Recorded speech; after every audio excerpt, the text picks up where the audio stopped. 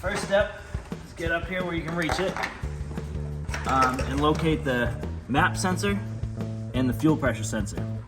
Now they both have locking tabs. This one's got a red tab, this one's got a white tab.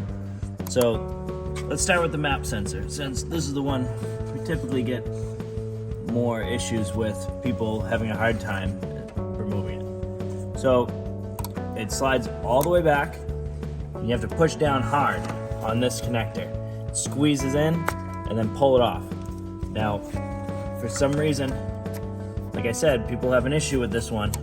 So if you're having a hard time, you can't push that connector down hard enough or whatever, then you can come in here with some pliers to squeeze it.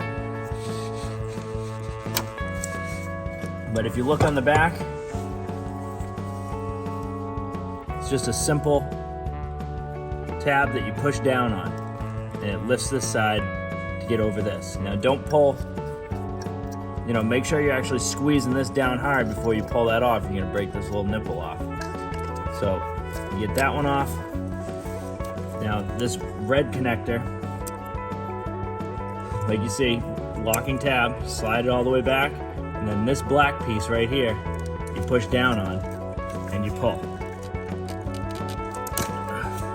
Now, as you can see, this connector is usually on there pretty snug. So as long as you're squeezing down hard enough, make sure you just give it a good tug. This one is gonna take some effort. It locks on there good.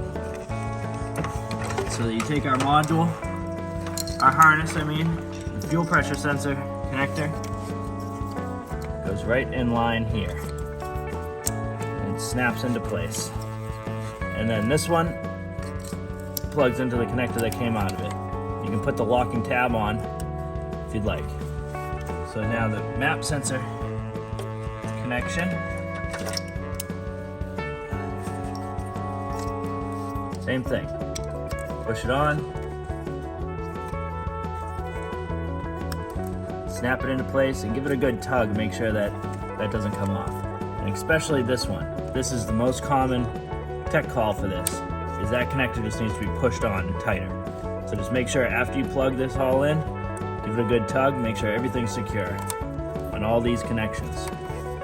If you end up with a check engine light or reduced engine power on install, either the ECM wasn't asleep while you were doing this, or there's an active connection issue.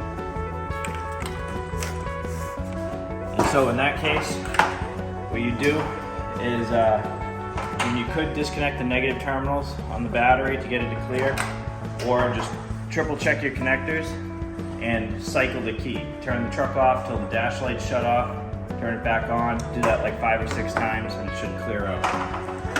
So take the gray connector, plug it in here with the module, make sure both those clips are snapped and secure, and this can tuck in someplace secure right over here near the battery. Then we get the selector switch. Let's get stock, low, medium, high. And that plugs right in here to this white connector. Okay, good to go.